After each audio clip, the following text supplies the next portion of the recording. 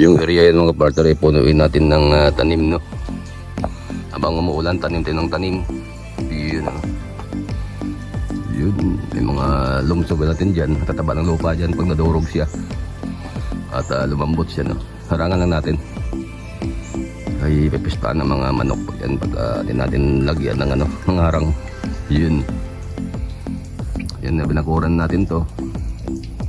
May palaya, sili, haba, no. Lahat ng nutrients ay pupunta sa puno niya at sa bunga niya. Yun, simple rin yung technique yan para tumaba yung mga tanim natin at mamunga. Yun yung mga itatanim natin, no. May mais tayo, may saluyot. Yung saluyot nagatago pa, no. Yan, no.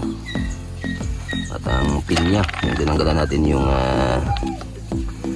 yung bunga, may mga sumasabit dun sa gilid. Yun ang itanim natin sa pinaka-part na sa ibabaw. Ang ganda-ganda pa yun, kayo mataba yung lupa dyan. Yun, nakagilin po natin yan. Yun ang saluyot dun banda, mga mais dun sa gilid. Yun ang muna gawin natin ngayon.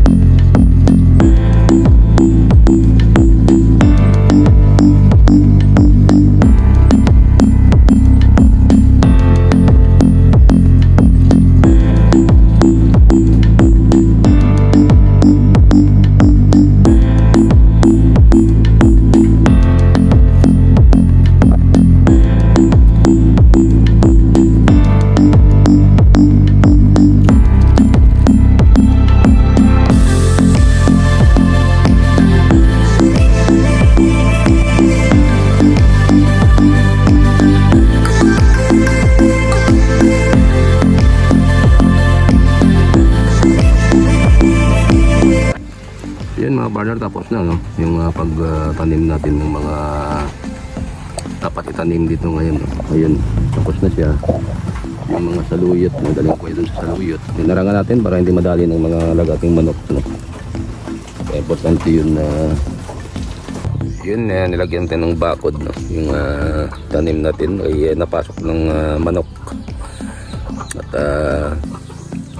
yun yung yung katapos ng tanim natin ng mga pinya, ang tangkay ng pinya pala, no. Yun, kailangan punuin natin to yung pinakagilid ng bundok, yung tangkay ng pinya. Kaya ito naman yung mga tangkay ng saluyot, yun, no. Yung marami-rami rin siya.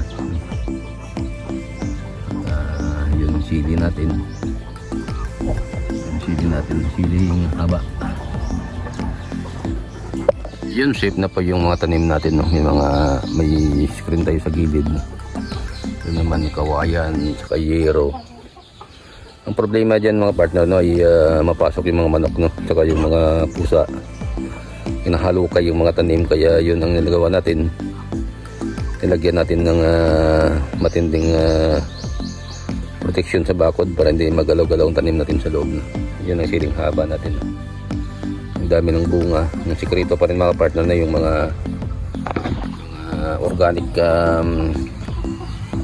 na ano natin na abono sa puno niya, pinagtatambak natin dyan. Kompleto pa rin tayo dyan, kaya ang lago ng bunga tsaka yung maraming bunga di naubusan. May mga ampalaya tayo dyan, may siling haba, siling labuyo, yung mga luya natin, mga dating pa rin tanim yan mga partner, na may masaluyot natin ay unti-unti na tumutubo dyan. Kaya ang bilis tumubo ngayon ng mga tanim na lumago dahil dyan sa palagi umuulan dito sa lugar namin. Kaya yun lang muna yung update ko sa inyo ngayon tungkol dun sa pagtatanim sa panahon ng tagulan. Yeah, maraming salamat ulit sa lahat ng tabatang kilig ng ating munting YouTube channel. Nandyan pa rin kayo sa likod ng YouTube at dito tayo nag-outro na tayo, kaya nakalimutan ko na mag-outro magkatapos ko ng tanim. Hindi pala naka-video yung ginawa ko. Wala ko naka-video, tinignan ko dun sa file, wala pala. Kaya ngayon ay nag-outro tayo. Kaya yun ang damit ko ngayon. Kaya yun, mega love shoutout sa inyo lahat. At see you for the next vlog. God bless you all and I love you and goodbye. You know.